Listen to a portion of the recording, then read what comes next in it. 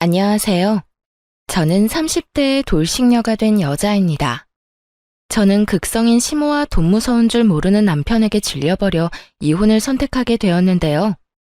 처음부터 남편이 이혼을 하게 만들 만큼 최악의 인간이었던 건 아니었어요. 저희는 결혼 생활을 할 때 각자 번 돈은 알아서 관리하고 있었는데요. 그걸 제안한 사람이 다름 아닌 남편이었어요. 결혼을 준비하기 시작할 때 남편이 제일 처음 저에게 제안한 것이 돈 문제였어요. 자기야, 우리 결혼하게 되면 돈은 어떻게 관리할 거야? 돈 관리? 글쎄, 따로 생각해 본 적이 없는데. 왜? 따로 생각해 둔 게 있는 거야? 내 생각엔 돈 관리는 따로 했으면 좋겠어. 주변에 결혼한 친구들 보니까 양가 부모님들 챙기는 것 때문에 많이들 싸우더라고. 그게 다 돈 관리를 같이 해서 일어난 문제잖아. 하긴 내 주변에도 그런 것 때문에 많이들 싸우더라. 누구 집에 뭘 더 얼마만큼 해줬다면서 섭섭하다고 싸우더라고. 맞아. 그러니까 우린 애초에 그럴 필요 없이 돈 관리 따로 하면서 각자 집은 알아서 챙기자. 생활비는 한 통장에 모아서 같이 쓰고 적금 같은 것도 같이 들긴 하는데 나머지 돈은 알아서 관리했으면 해. 어때? 뭐, 난 괜찮아. 그렇게 하자. 사실 처음엔 좀 치사하다는 생각이 들기도 했어요. 아무래도 남편의 연봉이 저보다 더 높은데 돈을 따로 쓰자고 하니 치사하다는 생각이 약간 들기도 하더라고요. 하지만 남편의 말처럼 우리 부모 챙기는데 다른 사람 눈치 보지 않아도 된다는 점에선 꽤 괜찮은 제안인 것 같아 군말 없이 받아들이기로 한 것이었죠. 그렇게 결혼을 하고 난 후 저는 회사를 계속 다니게 되었고 남편은 재택근무 중이었는데 살림은 각자 상황에 따라 할 수 있는 것을 나눠서 하고 있었어요. 상황에 따라 남편이 시간이 돼 식사를 차리면 제가 뒷정리와 설거지를, 남편이 빨래를 하면 제가 건조를 하고 나머지 정리를 하는 식으로 말이에요. 그런 생활이 저희에겐 꽤 합리적이라 생각했는데 시모에겐 그렇지 않은 모양이었어요. 이 사실을 안 시모가 노발대발 화를 내기 시작하더니 결국 극성을 부려 저희 집 근처로 이사까지 와버렸으니까요. 나 이사했다. 너희 집 근처로.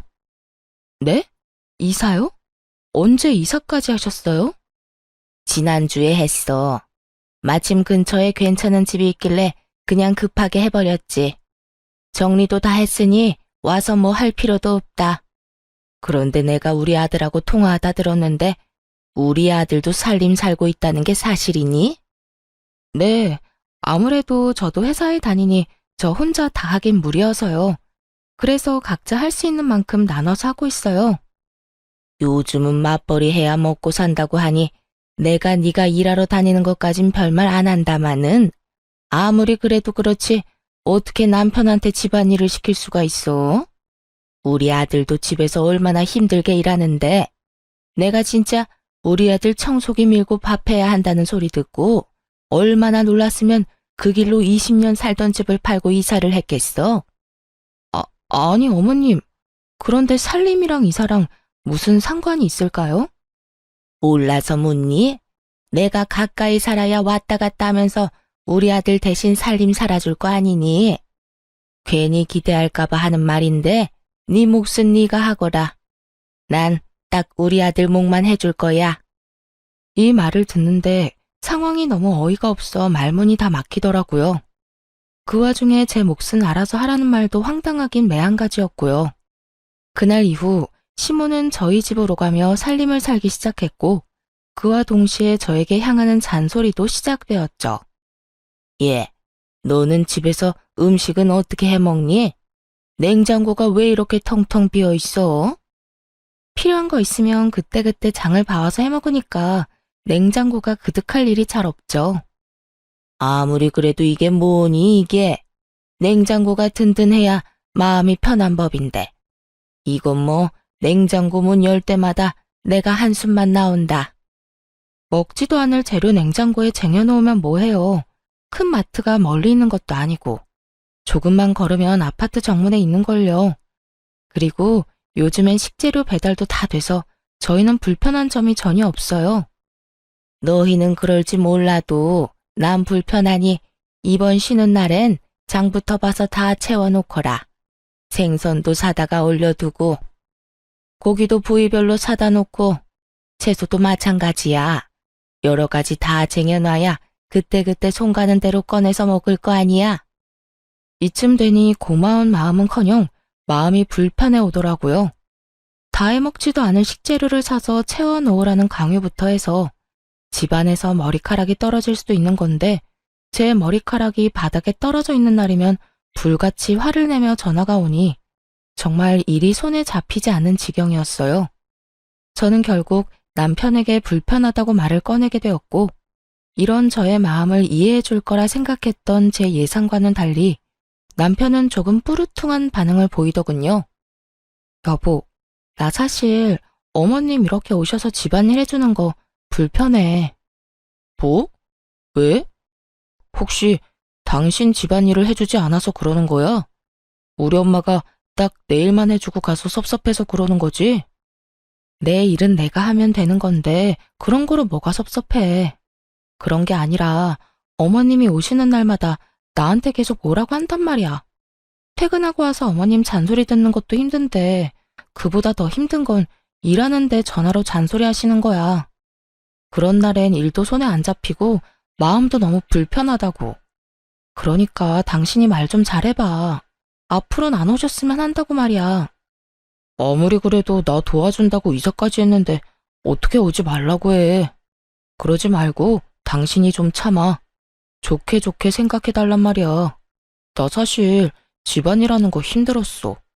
같이 해야 하는 일이니까 나도 집에서 일하면서 중간중간 했었는데 그만큼 집중도 안 되고 나름 힘들었다고. 그런데 엄마가 와서 도와주면서 일에 집중도 더 잘 되고 일할 시간도 늘어서 그만큼 능률도 좋아졌어. 그까진 남편이 뭐라고. 제 일엔 지장이 되지만 남편의 일에 도움이 된다고 하니 또 마음이 약해지더군요. 그럼 당신이 잘 말해서 나 회사에 있을 때 전화는 하지 말라고 해줘. 좋게 말할 수 있으면 잔소리도 좀 하지 말라고 해주고. 내가 정말 잘못해서 듣는 소리면 나도 그러려니 하겠지만 솔직히 어머님이 나한테 하는 말은 전부 어머님 살림 습관에 우리 살림을 맞추라는 강요에 가깝잖아. 여긴 엄연히 우리 공간이고 우리 스타일이 있는 건데 어머님 마음대로 어머님 뜻대로 다 하려는 거 싫어 난.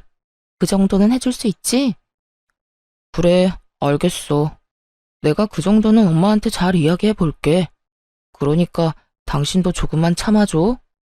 남편은 잘 말하겠다며 호언장담을 했지만 어떻게 뭘 잘 말한 것인지 시모의 잔소리는 더욱 심해져만 가더군요. 시모가 집안일을 돕는다고 해서 저에게 조금이라도 도움이 되었다면 저 역시 심해지는 잔소리를 더 참았겠지만 시모는 남편이 평소에 하던 일 조금과 남편의 밥만 챙길 뿐 저에게 그 어떤 도움도 되지 않았어요. 그러면서 제게 하는 잔소리는 그야말로 일장연설이었죠. 그날은 화장실이 문제였는데 회사에서 바쁘게 일하고 있는데 시모에게 전화가 와 남편이 혼자 쓰는 화장실이 더럽다며 노발대발 화를 내기 시작하더군요. 넌 도대체 집안일을 어떻게 하는 거니? 화장실 청소는 도대체 언제 했길래 저 모양이야? 세제 뿌려서 뜨거운 물로 욕실 싹 씻어내고 물기 없게 말리든 닦아내든 해야 할 거 아니니? 곰팡이 피지 않게 구석구석 칫솔로 잘 씻어내고 말이야. 어머님, 거실 화장실은 남편이 주로 써서 남편이 청소해요. 제가 쓰는 안방 화장실은 제가 씻으면서 매일 정리하고요. 부부끼리 네 화장실 내 화장실이 어딨어? 요즘 애들은 이해가 안 된다 정말. 처음에는 구분 없이 썼는데 남편이 자기가 화장실 오래 쓴다고 아무래도 불편하니까 따로 쓰자고 하더라고요. 그러면서 남편이 각자 쓰는 화장실은 각자 정리하자고 했고요. 넌 네 남편이 시키면 뭐든 다 할 거니? 남편이 화장실 청소 각자 하자고 해도 이렇게 지저분하면 청소라도 좀 해줘야 할 거 아니야.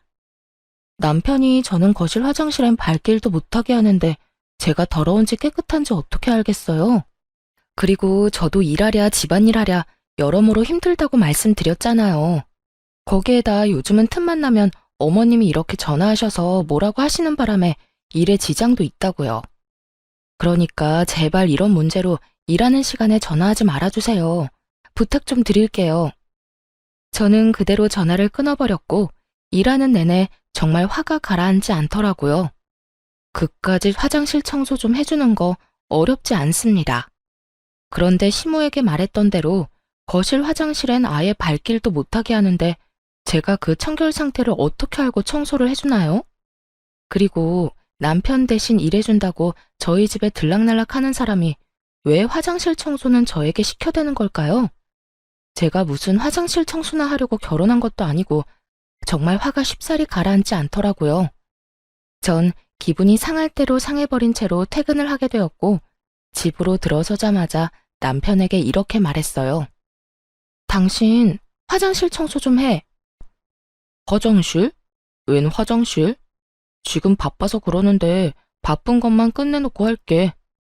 그래놓고 또 잊을 거잖아. 그러지 말고 지금 해. 아, 진짜. 오늘따라 왜 이래? 각자 화장실 청소는 각자 알아서 하기로 했잖아. 그랬지.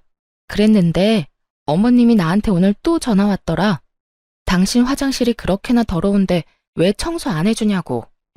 그러니까 당장 청소부터 해. 그리고 내가 다시 한번 말하는데 어머님한테 다신 나 회사에 있을 때 그런 전화 하지 말라고 해줘. 나도 낮에 말했는데 아무래도 내 말을 들으실 것 같지가 않아서 말이야. 남편은 저와 눈도 마주치지 않고 알겠다고 하며 화장실로 가버리더군요. 그런 남편의 모습에서 기분이 나빠졌음을 눈치채지 못한 건 아니었지만 그러거나 말거나 달래주고 싶은 마음도 들지 않더라고요. 제가 조금이라도 잘못했다고 생각되었다면 어떻게 해서든 마음을 풀어주려고 노력했겠지만 그날의 전 잘못한 것이 단 한 가지도 없었으니까요. 그렇게 알게 모르게 작은 신경전이 오가는 사이 어버이날이 다가왔어요. 저희 부모님은 가진 것에 비해 검소한 편이셨는데 집안엔 가전, 가구들이 대부분 짧게는 10년, 길게는 20년씩은 좋게 넘은 것들이었어요. 아무래도 그런 부분들이 신경이 쓰였던 전 쓰지 않고 따로 모아두었던 상여금으로 친정에서 가장 오래된 에어컨을 바꿔주기로 마음먹었고 에어컨을 휴대전화로 고르던 중 그 모습을 남편이 보게 되었어요. 에어컨? 갑자기 에어컨은 왜? 아니, 곧 어버이날이잖아. 친정의 에어컨 작년부터 시원치 않았는데 이 김에 바꿔줄까 해서. 그럼 우리 집은? 우리 집은 뭐 해줄 건데? 황당하더라고요. 애초에 돈 관리를 따로 하며 각자 집은 알아서 챙기자고 한 사람이 누군데 저런 질문을 하니까요. 남편은 친정에 용돈 한 번을 준 적이 없었고 오로지 시댁에만 생활비를 제외한 모든 돈을 쓰고 있다는 사실을 뻔히 알고 있어 그 황당함은 더욱 컸어요. 그것뿐만이 아니었어요. 남편이 상여금을 좀 많이 받은 일이 있었는데 그때 그 많은 상여금을 한마디 상의도 없이 시댁 휴가 비용으로 다 써버린 걸 알고 크게 한번 싸운 적도 있었죠. 그때 남편이 저에게 한 말을 아직도 기억해요. 우리 약속했잖아. 생활비만 제외하고 나머지 돈은 알아서 관리하자고. 거기에 상여금도 당연히 포함된 거 아니야? 당신도 상여금 받잖아. 그 상여금을 어디에 어떻게 쓰든 난 상관 안 할 테니까 나한테 뭐라고 좀 하지 마. 다시 한번 말하는데 내 돈은 내 돈이고 당신 돈은 당신 돈이야. 각자 돈으로 효도는 알아서 하자고. 이랬던 사람이 이제 와서 제 상여금으로 시댁을 챙기려고 하니 황당할 수밖에 없는 상황이었죠. 남편은 기대에 찬 눈으로 저를 보고 있었고 전 그런 남편을 한번 흘겨보곤 이렇게 말해주었어요. 잊었어? 각자 돈으로 효도는 알아서 하자며. 이 말도 내가 아닌 당신이 한 말이야. 그래놓고 이제 와서 왜 이래? 그건 당신이 고작 해야 용돈이나 드릴 줄 알고 그랬던 거지.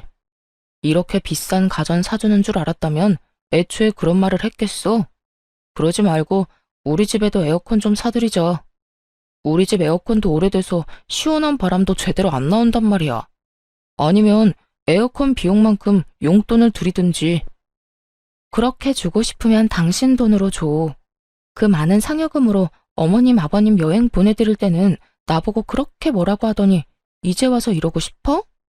말이 나왔으니까 하는 말인데 당신 나랑 결혼하고 우리 부모님 용돈이나 준 적 있어? 각자 집 알아서 챙기자는 핑계로 용돈 한 번 준 적도 없으면서 그런 말하기 부끄럽지도 않아? 뭘 그런 것까지 따지고 드냐? 그래, 알겠어. 우리 집은 내 돈으로 내가 알아서 챙길 테니까 나중에 당신 나한테 뭐라고 하지나 마.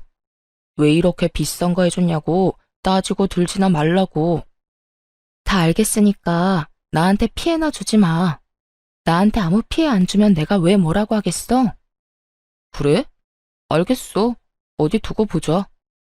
그렇게 감정이 상해버린 채 저는 친정에만 에어컨을 장만해드리게 되었고 며칠 뒤 시모 역시 생각지도 못했던 고가의 선물을 받았다는 사실을 알게 되었습니다. 그날은 퇴근이 좀 빨랐던 날인데 집에 돌아가니 그때까지 시모가 집에 있더라고요. 들어가자마자 시모가 손에 쥐고 있던 청소기를 제 손에 쥐어주며 청소나 하고 있으라며 자긴 이만 가보겠다고 가방을 챙기더군요. 그런데 시모가 챙긴 그 가방이 1,000만 원 가까이 하는 명품 가방으로 전에는 못 보던 것이었어요. 저는 설마 하는 마음으로 시모의 가방을 멍하니 보고 있자 시모가 흐뭇한 미소를 보이며 이렇게 말하더군요. 네가 봐도 너무 예쁘지 않니? 이번 어버이날 선물로 우리 아들이 사준 선물이란다. 우리 아들 통도 크지? 아빠한텐 명품 재킷, 엄마한텐 명품 가방. 요즘 우리 아들 덕에 내가 밥을 안 먹어도 배가 부르다니까. 그걸 제 남편이 사드렸다고요?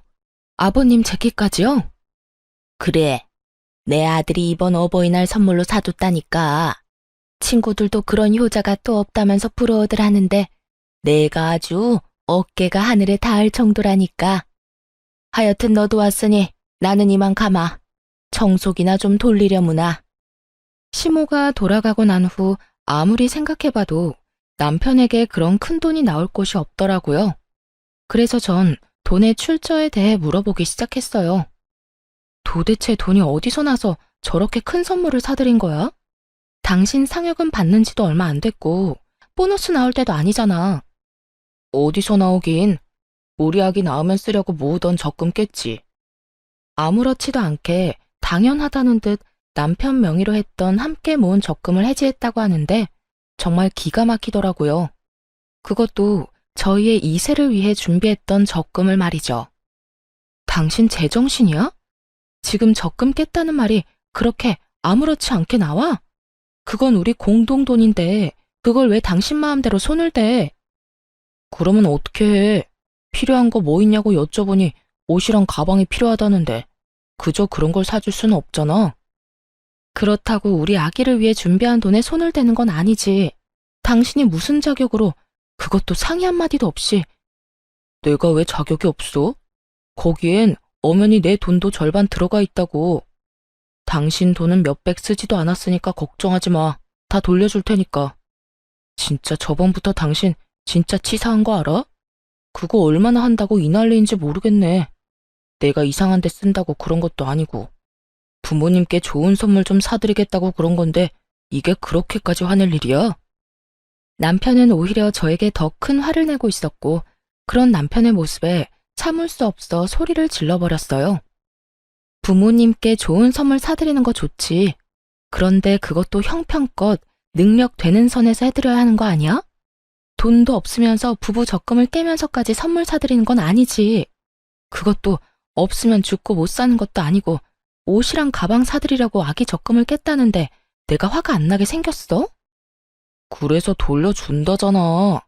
당신 돈은 땡전 한 푼 안 빼놓고 다시 돌려줄 테니까 그만 좀 뭐라고 해.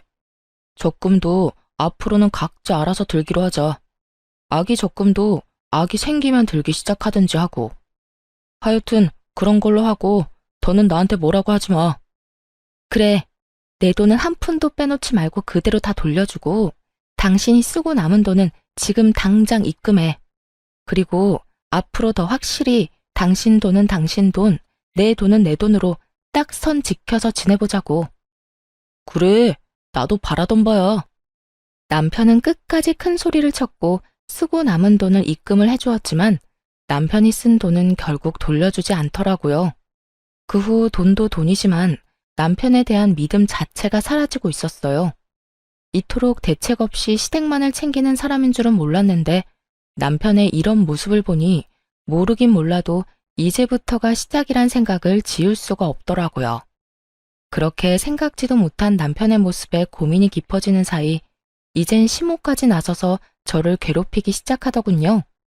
이때껏 있었던 잔소리들도 가끔 도가 지나치다는 생각이 들 때도 있긴 했지만 참을 만했기에 참았던 것이었어요. 하지만 남편이 도대체 뭐라고 한 것인지 시모의 잔소리와 괴롭힘은 점점 선을 넘고 있었어요.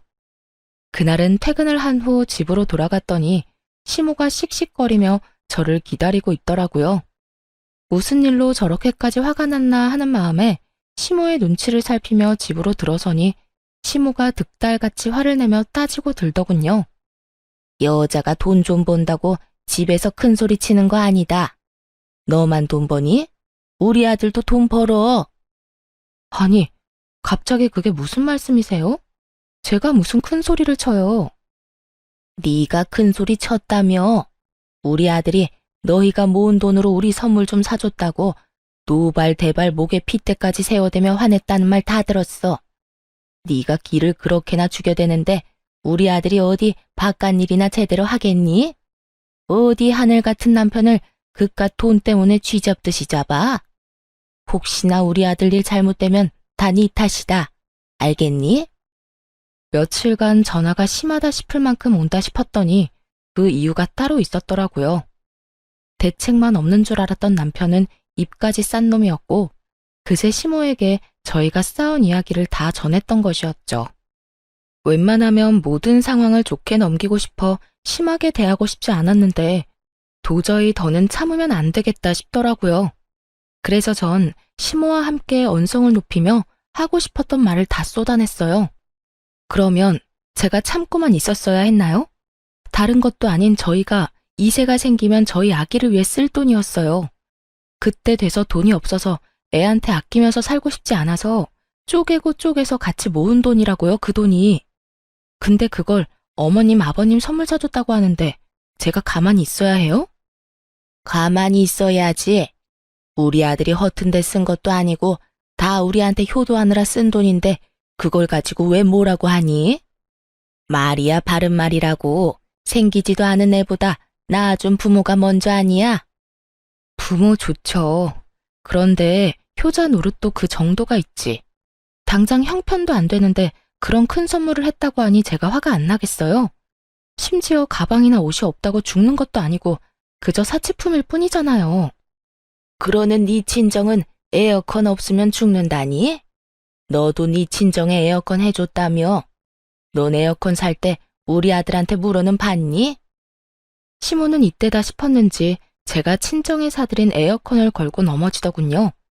그 말을 듣는 저는 분노는 더더욱 커져만 가고 있었죠.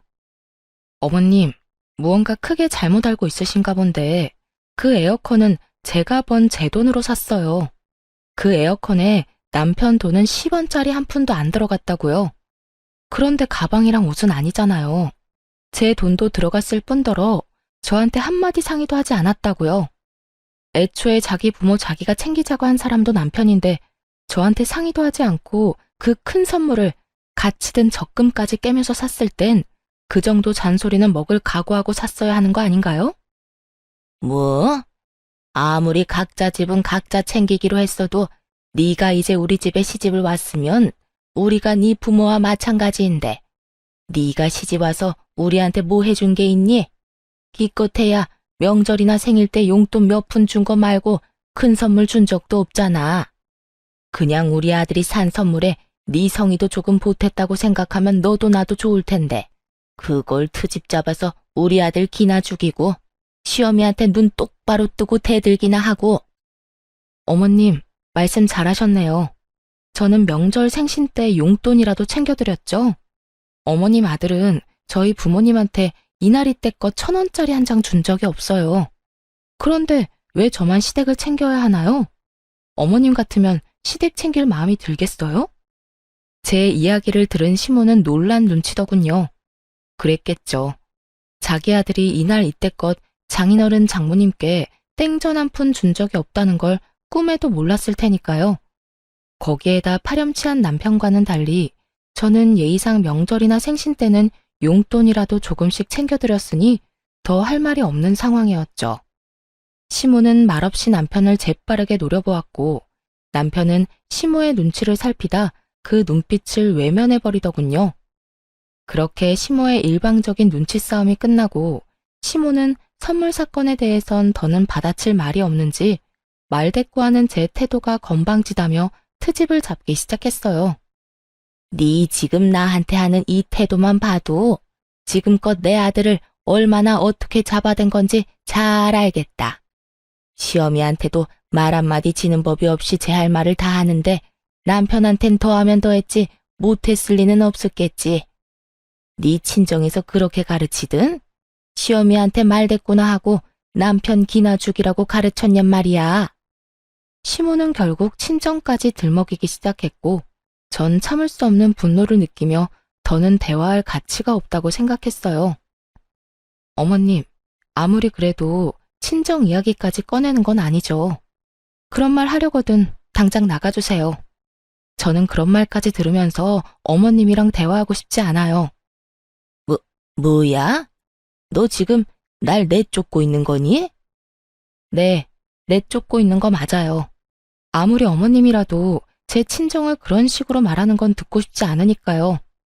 제가 도대체 뭘 잘못했다고 그런 말까지 들어야 하나요? 애초에 잘못해놓고 도리어 큰 소리 낸 건 남편이라고요. 기가 죽었다고요? 기 죽은 사람이 저한테 그렇게 큰 소리 떵떵 치면서 할 말 못할 말 다 했대요. 만약 남편이 미안하다는 말 한마디만 했어도 저도 이렇게까지 화가 나진 않았을 거예요. 적어도 미안한 기색이라도 내비쳤다면 이렇게까진 하지 않았을 거라고요. 저는 그야말로 울분을 토해냈고 가만히 듣고 있던 남편이 발끈하며 저에게 화를 내기 시작하더군요. 내가 뭘 잘못했다고 당신한테 사과까지 해야 하는 건데. 말했잖아. 당신 돈 몇백밖에 안 썼다고. 돈 몇백 가지고 우리 엄마를 이렇게 집에서 내쫓을 일이야? 내가 지금 단지 돈 때문에 이러는 것 같아? 어머님이 선을 넘은 말을 하시잖아. 그리고 돈 몇백은 적은 돈이야? 적은 돈은 아니더라도 많은 돈도 아니잖아. 당신이 돈 몇백 없으면 죽는 것도 아니고 그걸로 이렇게 쪼잔하게 굴어야겠어? 그리고 엄마가 못할 말을 한 것도 없는 것 같은데 당신이 너무 예민하게 구는 것 같다고. 내가 당신한테 당신은 당신 집에서 뭘 어떻게 배웠길래 그렇게 대책 없이 돈을 써대냐고 하면 당신 같으면 기분이 좋을 것 같아? 그리고 그렇게 많지도 않은 돈 몇백은 왜 이제껏 안 주는데? 그딴 말할 거면 내 돈이나 다 내놓고 말하고 어머님은 이만 좀 가주세요. 여기서 더 아들이랑 며느리 싸우게 만들고 싶지 않으면요. 저는 다시 한번 시모에게 나가라고 했고 시모 역시 더는 싸우는 꼴을 보고 싶지 않았는지 집을 나가버리더라고요. 그런 시모의 뒷모습을 보며 입만 산 남편은 저를 쏘아보며 이렇게 말하더군요. 그까짓 돈 내일 당장 돌려주면 될 거 아니야. 당신같이 독하고 냉정한 여자는 처음이다. 진짜 정 떨어진다고. 이렇게 말한 남편은 방으로 들어가 버렸고 그런 남편의 뒷모습을 보는데 이혼이 답이라는 생각이 들더군요. 이미 틀어질 대로 틀어진 사이를 되돌리기란 어려워 보였고 그랬기에 앞으로 남은 저희 결혼 생활이 고달플 것은 피할 길이 없어 보였으니까요. 무엇보다 가장 큰 이유는 남편이 기본적으로 가진 생각이 이미 글러먹었고 그걸 고치고 싶은 의지도 생각도 남아있지 않은 상태였습니다. 그렇게 이혼을 결심하며 다음 날이 되었고 출근 준비를 하고 있는데 시모가 득달같이 집으로 찾아왔더라고요. 제가 문을 열어주자마자 시모는 돈다발을 제 얼굴에 던져버리며 고함을 고래고래 질러대기 시작하더군요. 얘따, 내 아들이 썼다는 네 돈. 내가 어젯밤에 집에 가서 니년 하는 꼬락서니가 워낙 어이가 없어서 잠도 한숨 못 잤다. 이 돈이 뜬 눈으로 밤을 지새우고 뽑아온 돈이다 이 말이야. 이제 됐니? 이제 됐냐고. 이제 그 건방진 입 좀 다물게야. 제가 돈다발을 맞고도 어이가 없어 아무 말도 하지 않고 있으니 시모는 그런 제 반응이 더 화가 난다는 듯 욕설을 뱉어내기 시작하더군요. 차마 입에 담지도 못할 말을 들어야 한다는 현실도 화가 났지만 더 화가 나는 것은 남편이었어요. 이 모든 광경을 처음부터 보고 있던 남편은 말리기는커녕 시모의 행동이 통쾌하다는 듯 고개를 끄덕이며 입가에 미소를 짓고 있더라고요. 그 순간 더는 고민할 필요도 없이 이혼을 해야겠다고 결정을 내리게 되었고 지체할 것도 없이 바로 이혼을 말하게 되었어요. 이렇게까지 저를 싫어하는지는 또 몰랐네요. 그냥 저 이혼할게요. 저도 저한테 이렇게 막대하는 사람이랑은 더 가족으로 엮이고 싶지도 않아서요. 뭐? 이혼? 너 내가 욕 좀 했다고 이혼한다고 하는 거니? 욕만 하셨어요? 지금 저 돈 싸대기도 맞았잖아요. 거기에다 그렇게 소중하고 자랑스러운 어머님 아들, 지금 빈털털이 거지예요. 사람 힘들 때 버리는 거 아닌 것 같아서 참고 또 참고 있었는데 어머님이 이렇게 이혼 결심하게 해주니 어쩌겠어요. 그래요. 아무래도 남편이 돈을 끝까지 주지 않는 것도 그렇고 생활비도 어느 순간부터 제대로 넣지 않는 것이 이상해서 알아보니 남편은 어버이날이 되기 전에 회사를 그만뒀더군요. 그간 조금씩 모아둔 돈으로 집에서 온라인 사업을 한다고 설치고 있었고 이것저것 손댄 것마다 망한 듯 하더라고요. 거기에다 온라인을 통해 사업 노하우를 알려준다는 사기까지 당해 그나마 있던 돈까지 싹 다 날리고 빚까지 생긴 상태였죠. 그런 상황에서 시모 시부의 선물을 샀다는 것도 화가 나긴 했지만 사랑하는 남자였기에 기죽이고 싶지 않아 모른 척하며 먼저 이야기를 꺼내주길 기다렸던 것이었어요. 그런데 시모와 남편이 이렇게 합심해 제 심기를 계속해서 건드리니 더는 참을 수가 없지 않겠어요. 그제야 모든 사실을 안 시모는 이 모든 게 사실이냐며 남편에게 묻기 시작했어요. 너, 이 말이 다 사실이야? 돈도 다 날리고 빚까지 있단 말이 사실이냐고. 그게 난 다 잘해보려고 그러다가 그게 생각보다 힘들더라고요. 모은 돈만 다 날리고 끝내려고 했는데 노하우를 기가 막히게 알려준다는 사람이 있어서 거기에 돈을 주다 보니까 빚까지 생겨버렸어요. 아니, 그런데 당신은 어떻게 한 거야? 왜 알면서 아무 말도 안 한 거야? 왜겠어? 당신 엄마 말처럼 기죽이기 싫어서 모른 척 해준 거지. 아, 됐다 됐어. 말해봤자 입 아프고 지금 그게 중요한 것도 아니지 않아? 내가 이혼하자는 말은 못 들었니? 우리 이혼하자고. 난 더는 당신 같은 인간이랑도 못 살고 당신 엄마한테 이딴 취급이나 받으면서도 못 살아. 그러니까 당장 이혼해. 당신 아무리 화가 났다고 해도 이혼하자는 말을 그렇게 하면 안 되지. 이혼이 장난이야? 이까짓 일로 이혼하게? 넌 지금 이게 장난으로 보여?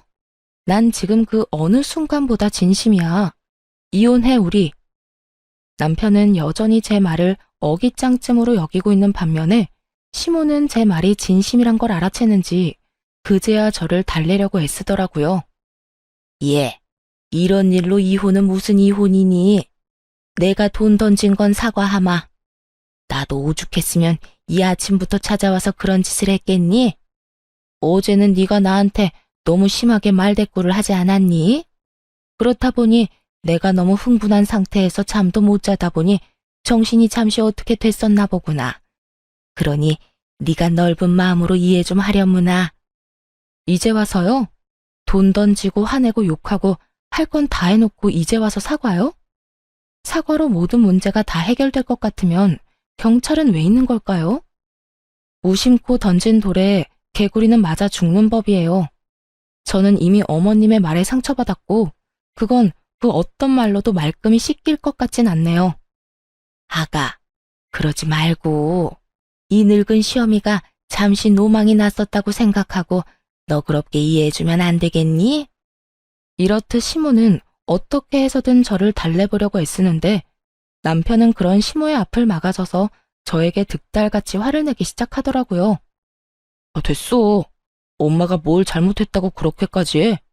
그리고 당신, 우리 엄마가 이렇게 미안하다고 굽히고 들어오면 당신도 적당히 하고 끝내야지. 끝까지 고개 빳빳이 들고 이럴 일이야? 적당히 좀 하란 말이야. 아우, 진짜 정 떨어져. 무직인데다 빚까지 있는 아들이 큰 소리를 치자 시모는 더는 모르겠다는 듯 고개를 절레절레 흔들더니 남편에게 이런 말을 남기고 집을 도망치듯 빠져나가 버리더군요. 아들, 분위기 파악 좀 해. 네 집사람 화 많이 난 것 같으니까 엄마는 이만 가보마. 두 사람이 좋은 쪽으로 이야기 잘 나눠봐. 이렇게 이혼한다고 하면 다들 뭐라고 하겠어? 그러니까 좋게 좋게 이야기 잘 나눠. 시모는 그렇게 집을 도망치듯 나가버렸고 남편은 시모가 던진 돈을 주우며 여전히 상황 파악도 되지 않은 말을 하기 시작했어요. 결국 또 이겨먹었네. 기분 아주 좋겠다 좋겠어. 이렇게 돈까지 생기고 말이야. 내가 당신이 화가 많이 난 것 같아서 이 돈까지 주워주는 거야. 세상에 이런 남편이 어디 있냐? 시어머니를 뻑하면 집에서 쫓아내는 와이프한테 땅바닥에 떨어진 돈까지 주워주는 남편이 어디 있냐고. 당신은 나한테 진짜 잘해야 해. 내가 이번에 사업이 좀 잘못되어서 그렇지. 그것만 빼면 나 같은 남편 또 없다고. 눈치가 없는 것도 모자라 큰 착각에 빠져 허우적거리고 있는 남편 놈을 보고 있자니 정말 웃음이 다 나더라고요. 도대체 이런 인간 뭐가 좋다고 이때껏 참고 살았나 싶어 저 스스로가 한심하기도 했고요. 그렇게 여러 가지 생각을 하던 저는 여전히 돈을 줍고 있는 남편을 내려다보며 좀 더 확실하게 말해주었어요. 당신 엄마가 우리 집에서 도망치듯 가는 꼴을 보고도 모르겠니? 나 이혼하자는 말 진심이야. 뭐? 정말 이혼하자고? 이까진 일로? 당신한테는 이까진 일일지는 몰라도 난 아니야. 난 당신같이 대책 없이 효자 노릇을 하는 남자도 싫고 당신 엄마처럼 아나무인에 화난다고 욕부터 하는 사람을 내 시어머니로 모시고 싶은 생각도 없어. 그제야 남편은 제 말이 진심이란 걸 알아차린 듯 급하게 무릎을 꿇고 빌기 시작하더군요. 여보, 이러지 마. 내가 당신이랑 어떻게 이혼을 해? 나 당신 없으면 안 되는 거 알잖아. 그렇겠지.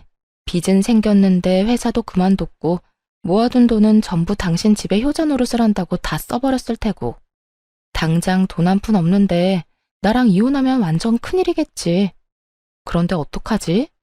난 당신이랑 이혼한다고 해서 큰일 날 게 하나도 없는데. 그러게, 내가 알면서도 다 모르는 척 해줄 때 진작 잘하지 그랬어. 내가 당신을 조금이라도 사랑하고 조금이라도 불쌍하다고 느낄 때 나한테 조금이라도 잘했다면 내 입에선 이혼하자는 말까진 나오지 않았겠지. 여보, 이러지 마. 내가 정말 잘못했어. 아까 당신이 그렇게 당하는데 지켜만 보고 있었던 것도 엄마가 매번 당신한테 잔소리하면서 뭐라고 할 때 당신 편 못 들어준 것도 미안해. 그리고 당신한테 상의 한마디 없이 적금 깬 것도 미안. 정말 다 미안하니까 제발 나 한 번만 용서해주라. 어? 이제서야 그렇게 미안하다고 빈다고 한들 내 마음에 와닿을 것 같아? 그 진심이라곤 하나도 없는 사과 받아줄 생각 없으니까 이혼이나 준비하고 있어. 난 당신이 뭐라고 하든 무조건 이혼할 거니까 말이야. 전 울고불고 하며 매달리는 남편을 뿌리치고 집을 나와버렸어요. 그 후 이혼만은 안 된다고 끝까지 우겨대는 남편 덕에 소송이 진행되었어요. 가정 파탄의 원인이 철저히 남편의 재산 빼돌림과 시모의 낭비벽으로 인해 일어났고 그걸 입증하는 증거를 전부 제출했죠. 그렇게 시모와 남편에게 위자료를 받고 이혼하게 되었습니다. 이혼하고 난 후 다신 연락을 할 일이 없을 거라 생각했는데 반년쯤 지났을 때 전 남편에게 연락이 오더라고요. 그간 연락 한 통 없었던 전 남편이었던지라 도대체 무슨 일인가 싶어 전화를 받게 되었어요. 여보세요? 무슨 일이야? 여보, 잘 지냈어? 여보는 무슨? 우리 이혼한 거 잊었어? 내 안부가 갑자기 궁금해서 전화했니? 그게 요즘 너무 힘드니까 당신 생각이 나더라. 왜? 그렇게 효자 노릇이 하고 싶어 안달이더니 막상 같이 사니까 힘든가 보네? 나 너무 힘들어. 당신도 알다시피 당신이랑 이혼하기 전에도 빚이 있었는데 당신한테 위자료 주느라 빚을 더 지게 됐거든. 하루하루 대출금은 갚아 나가야 하는데 취업은 잘 안 되고 집에서 프리랜서 일해서 버는 것도 한계가 있고 그래서 엄마한테 가방 좀 팔아서 대출금도 좀 갚고 생활비도 좀 하자고 했는데 엄마가 절대 안 된다면서 난리를 부리더라. 어떻게 된 엄마가 자식이 힘들다는데 그깟 가방이 뭐라고 끌어안고 안 팔려고 하는 건지 이해가 안 돼. 심지어 그거 내 돈으로 사준 가방이잖아. 그랬구나. 당장이라도 전화를 끊어버릴까 하는 마음도 있었지만 무슨 말까지 하려나 싶어 대충 맞장구를 쳐주니 신나서 전시모 욕을 하기 시작하더군요. 오, 나 힘들어. 아니, 말이야 바른 말이라고. 내가 누구 때문에 이혼까지 하게 되고 이렇게 큰 빚까지 지게 됐는데 우리 엄마 정말 너무하지 않아? 엄마뿐인 줄 알아? 아버지도 내가 그렇게 힘들다고 노래를 부르는데도 대출금 한 번을 안 갚아주시더라. 그래서 하고 싶은 말이 뭔데? 그냥 나 후회 많이 하고 있다고. 진작 당신 말 듣고 우리 집 말고 내 가정에 더 신경 쓰면서 살 걸 싶더라. 당신 말이 다 맞았어. 날 진짜로 생각해주고 내 미래에 대해서, 아니, 우리 미래에 대해서 걱정해주는 사람은 당신뿐이었는데 그땐 그걸 왜 몰랐나 몰라. 있는 힘껏 불쌍한 척을 해대던 전 남편 놈은 기어코 우는 소리까지 내며 하소연을 하기 시작하더군요. 나 사실 당신이 너무 그리워. 요즘 잠도 제대로 못 자고 밥도 제대로 못 먹어. 그게 내가 그리워서 그렇다고? 아니, 돈은 갚아 나가야 하는데 돈이 없으니까 그렇겠지. 오늘 이렇게 전화한 것도 나한테 동정심이라도 자극해보려고 그러는가 본데 꿈 깨. 난 당신한테 낭비할 동정심 같은 건 없으니까 말이야. 당신은 정말 내가 불쌍하지도 않아? 내가 이렇게까지 반성하고 있다고 하는데? 전혀 불쌍하지도 않고 당신 말이 진심으로 와닿지도 않아. 전 남편은 금방이라도 제가 전화를 끊어버릴 것만 같았는데 급하게 숨겨둔 진심을 꺼내기 시작하더군요. 듣고만 있어도 소름이 끼쳐오는 더러운 속내를 말이죠. 정말 진심이야. 내 속을 꺼내 보여주고 싶을 만큼 진심이라고. 그러니까 그렇게 부정적으로만 보지 말고 다시 한 번만 잘 봐줘. 나 정말 반성 많이 했고 이제 정말 정신 차렸어. 그래서 하는 말인데 우리 다시 잘해보면 안 될까? 나 당신이 조금만 도와주면 빚도 금방 갚을 수 있고 그렇게만 되면 나 다시 일어나는 건 시간 문제야. 당신도 잘 알다시피 내가 회사 다닐 땐 당신보다 연봉도 높았잖아. 내가 재취업만 되면 이제 내 월급은 당신 다 줄게. 약속할 수 있어. 각서라도 쓰라면 쓸게. 난 네 돈 같은 거 필요도 없으니까 재취업돼서 나보다 연봉 많이 받게 되는 날이 오면 그 돈으로 네 빚이나 똑바로 갚고 살아. 신용불량자나 되지 말고. 빚 갚고 남은 돈으로 네 부모님들한테 다시 효자 노릇도 좀 하고. 여보, 그러지 말고 제발. 나 진짜 반성했다니까. 네 반성 따윈 필요 없으니까 애꿎은 사람 그만 괴롭히고 네 인생 너 혼자 잘 살아. 어디 엄한 사람 엮어서 빚을 갚는데 이용하려고 불쌍한 척이야? 한 번만 더 전화하기만 해봐. 스토커로 확 신고해버릴 거야. 그렇게 전화를 끊어버렸고 그 후론 연락이 오는 일은 없었습니다. 그렇게 있을 때 잘할 것이지 백수된 것도 참아주고 빚쟁이가 된 것도 모른 척 해준 여자를 놓친 것을 한평생 후회하며 살았으면 좋겠다 싶었네요. 저는 잘 지내고 있어요. 그런 일이 있은 지 1년이란 시간이 지났고 결혼을 하며 포기했던 해외 지사 파견 기회가 와 요즘엔 설렘 반 걱정 반으로 시간을 보내고 있어요. 새로운 곳에서 저 혼자 다시 시작해야 한다는 것이 조금 무섭긴 하지만 부모님께서 이참에 잘 됐다며 더 큰 세상에서 더 많은 것을 보고 경험한 후 다시 돌아오라고 응원해 주시더라고요. 그 응원에 힘입어 열심히 적응해 보려고요.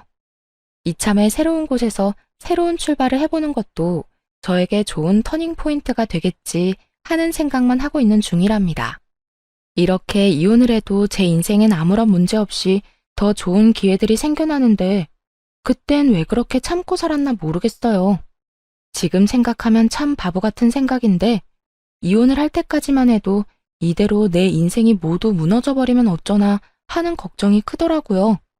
하지만 막상 이혼을 하고 나니 이혼녀 딱지쯤이야 별거 아닌 것이었고, 제 인생도 무너지지 않더군요.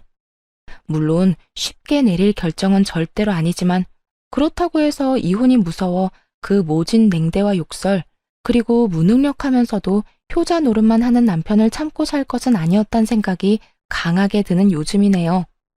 저에게 있어 가장 크고도 높았던 이혼이란 산을 무사히 넘은 만큼 외국에 가서도 밥 굶지 않고 할 말은 다 하면서 잘 살아보려고요.